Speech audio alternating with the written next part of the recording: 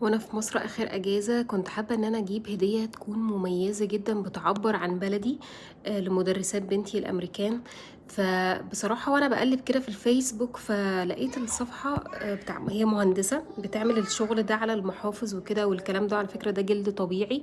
هو طبعا ده مش اعلان لان انا اصلا قناتي صغيرة. المهم لقيت الصفحة بتاعتها على الفيسبوك، فكنت قبل ما نسافر بوقت قصير جدا، فللاسف ما لحقتش توصلي المحافظ.